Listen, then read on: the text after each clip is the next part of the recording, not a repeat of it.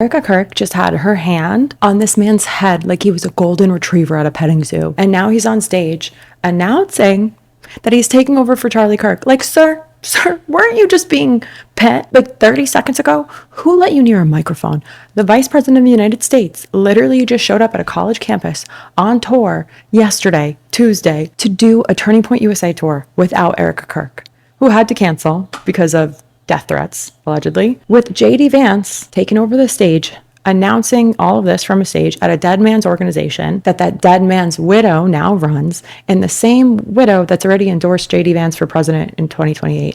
Now he's saying he's taking over for Charlie. He's saying this out loud. I'm going to show you the clip. It's insane. And listen, we got to talk about this whole thing because this is nuts. You could look at this.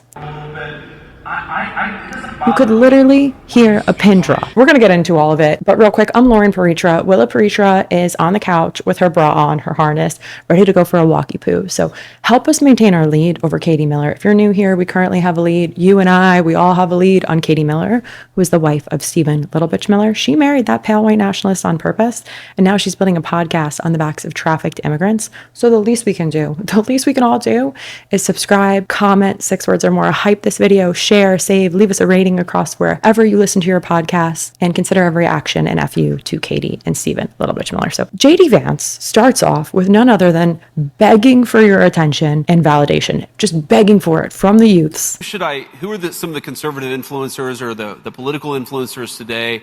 There are a few people that I look to who I think have very, very smart and wise spiritual wisdom. If you want a good laugh, I love Theo Von. Like, he's one of my favorite.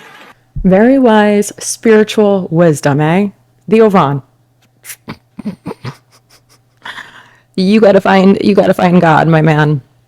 And I mean that in a non-denominational way. So he's starting off with this, and then he goes on to say Erica Kirk, Miss Grifty McGrift is unable to attend. Let's look at this. Mr. Vice President, I'm on stage here instead of our friend Erica Kirk. That's right. Because unfortunately she has received some very serious threats in her direction, which is terrible. It's a terrible reflection on the state of reality. So that was quite a long pause after, which is terrible. Like he was searching for that word. Terrible, eh? Okay. Well, and it's also odd that Erica Kirk literally tweeted about this. She didn't tweet about her husband on Easter, the Lord's Day or whatever. She tweeted about not being able to make it because her family's been through a lot, which sure, yes, is true. And she takes her security team's recommendations extremely seriously. Or maybe, Erica, was it that you just didn't want to be embarrassed talking to a room full of Republican kids who literally were not even willing to show up to hear JD Vance, the vice president, speak? You could hear a pin drop, okay? And then it gets worse because JD Vance, of course, being JD Vance, shows up in Georgia in the Bible Belt thinking that they're going to just accept him as the God he imagines himself to be. But instead, he gets very appropriately heckled for Gaza. And what does he do? Blame Joe Biden, of course. Joe Biden, who doesn't even know what planet he's on. Joe Biden, who, bless that man, he looks like a goddamn taxidermy at this point in the game. Joe Biden has not a single light on, and you're still blaming this man? Sure, yeah, Joe Biden was not perfect. The Trump administration is also very actively, very currently, very presently, very dangerous. They are elementary schools. They are leveling cities. Our president is the most unhinged man we've ever seen in our lifetime. So if you want to complain about what happened in Gaza,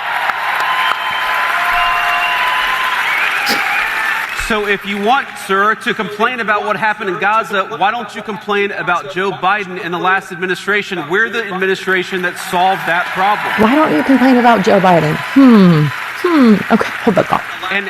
And by the way, not only was our administration like the administration that solved the problem. And by solves, he means he continued to level cities. So this redirection is complete BS. What he's doing here is a thing called blame shifting. Full stop. When you're in power and somebody criticizes your decision, pointing at the last guy who was in the job is basically saying his mess is still my excuse. As a former business executive, I can't imagine being a whole last year into my job and still blaming the shit on the guy who came before me. Come on. Even if that's true to a degree, which in this situation is not, yes, Joe Biden was guilty, but that doesn't make you any less guilty of this fucking mess. This was JD Vance's pitch, and he thought he ate. You can't, JD Vance, campaign on how bad everything Biden was and then use that same badness as a shield against anyone holding you accountable to your own actions. But I love that JD Vance is getting heckled and booed in an empty auditorium and none other than the Bible Belt. So also, I gotta put a pin in this one. Blaming your predecessor has an expiration date. That expiration date is long past. Maybe it's an acceptable move in your first couple months while you're like cleaning up the mess and untangling things. But at some point, you've been sitting your fat, sorry ass in that chair long enough that all those fingerprints, JD Vance, are yours, or should I dare say couch? We can see them. Also, it doesn't answer anything. If somebody criticizes you on tariffs or inflation or foreign policy or leveling cities full of civilians, bringing up Biden is not an appropriate response. It's not even close to a response. It's changing the subject. And you think everyone around you is just as dumb as you and that they're not going to notice. It's insulting to how democracy is supposed to work. The entire premise is that the people in power right now are responsible for what they do right now. You can always gesture backwards, but no one is ever going to be held accountable for anything in the past. And voters are just yelling into a void right now. And that double standard is difficult to look past with JD Vance and his smug ass grin. The same people who spent 4 years screaming that Biden this, Biden that, couldn't blame Trump for a damn thing. And now suddenly it's all Biden's fault again. To be fair, yes, Biden imperfect. You inherited problems. Those are real and they take time to fix. But whenever somebody is critical of you and you're just like, Biden, no, it's embarrassing and it's an embarrassing reflex. And yeah, you got to work on that. And then there's this. Look, I think people don't have any idea how bad the corruption is in Washington, D.C. So yeah. My friend Jared retweeted this. You're literally in charge. You're literally in charge, bro. This is your mess. One Twitter user, Trump is evil 2547, wrote, oh, trust us, couch. We know. We see the shit you pull and your twisted administration pull every day. Yeah, it's true. Oh man, this mess was and then you see Donald Trump's net worth. God, this is just such a nightmare shit. So it gets even worse than this. And we're still going to get to the part where JD Vance straight up says he's taking over for Charlie Kirk because this is not getting nearly enough attention. And we got to give you the full context first. So a student directly challenges JD Vance on the impossible economic reality of the working class Americans who do not come from wealthy families and start behind and start under resource. And Vance, in his smug ass grin, coldly dismissed their struggles. And he so arrogantly tries to tell struggling people to stop playing the victim. How would you respond to somebody who says that the only way to succeed in this country is to come from a generationally wealthy family? That's a good question. Wow, I didn't expect that one.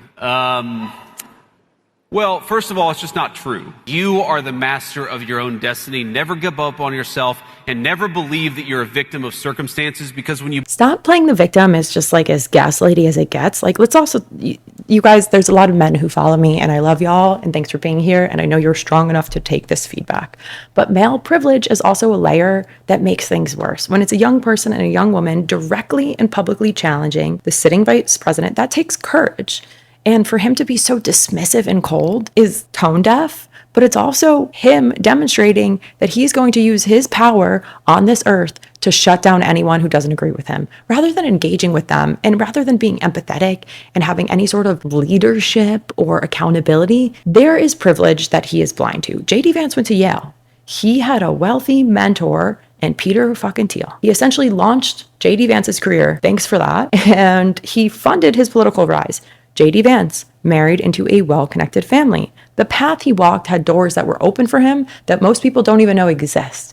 And he had the nerve to imply that struggling people aren't trying hard enough without knowing the barriers this person has to cross and also just what it's like to walk through the world in a woman. Look what's going on with Eric Swalwell right now. Imagine being one of his staffers and you get sexually assaulted, sexually harassed by your boss, and then nobody believes you for years. And then you're just cast out of DC. There's a lot that women deal with in the way that we walk through the world, in the way, especially, and I can say this from the perspective of a business leader, the way that women in business are treated differently, the way that we're overlooked, the way that we're underpaid and expected to deliver at a higher level, the way that we are promoted very rarely when compared to our male counterparts, and we are promoted based off of existing results, whereas our male counterparts are often promoted based off of potential. So he's telling working class people that their suffering is a personality flaw and to stop playing victim. And he believes this. He thinks that people are making excuses because he is so asinine, he doesn't have any clue what privilege he has. And he's playing the victim, and he's using this as a rhetorical trick and putting the shame back on this person instead of any sort of accountability. He's punching down, he's doing it cold, and it's bullshit. So now we get to the part where JD Vance really turn shit sideways. Anyway, my question is that there's a lot of division within our country right now, from right to left and everybody in between. And leading up to the 2024 election and Charlie's death, I found that Charlie was definitely the glue that held at least the conservative movement together. Right. And since he has passed, there's been a lot of division within our conservative movement, and especially with the 2026 midterms and the 2028 election coming up. How do you think the conservative movement can be united? And if there is a who do you think that could be? Well, that's a very good question. And look, man, I agree with you. I think part of the division is Charlie's death, because Charlie, as Andrew knows well, and a lot of this was behind the scenes, Charlie was the guy who was talking to different segments of the movement, right? So, I mean, just this Iran thing. Charlie would be the guy who was talking to the people who really wanted to go to war with Iran and the people who really didn't want to go to war with Iran. And he would try to find ways for those guys to work together, even if they disagreed over one issue, right? And so Charlie's absence is a huge thing. And my answer to your question is, who replaces Charlie Kirk? I think it's going to be a combination of people. I think Andrew's got a role. I've got a role. You guys have got a role. He's got a role, eh? Sure do. You've also got a head that just fits perfectly into the palm of Erica Kirk. And by the way, JD Vance, since you're part of a team that's literally leveling civilian cities in this country, learn how to fucking pronounce Iran.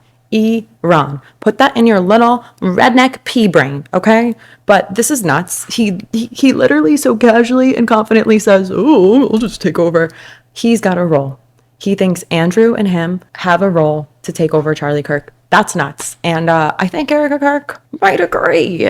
Maybe there's a little something going on there. Maybe not. I don't know. I wouldn't, if I had a fictional man, I would not want somebody named Erica Kirk running her hand through his head like that. That's insane. So anyway, we're going to keep digging in here. JD Vance is making our job pretty easy with making an ass out of himself and doing these types of stunts. We love it. It brings us joy in a very dark time. And again, I'm Lauren Paritra. Willa Paritra is on the couch in her bra. We're going to take her for a little walkie poo. Make sure you leave us a comment, 6 words or more. Let us know what you want to hear more of. And again, we are now available in podcast form. So we will always be posting here 6 p.m. Pacific time every night, give or take a few minutes. And the next morning will be available East Coast time, right when you wake up. And wherever you get your podcast, Apple, Spotify, etc.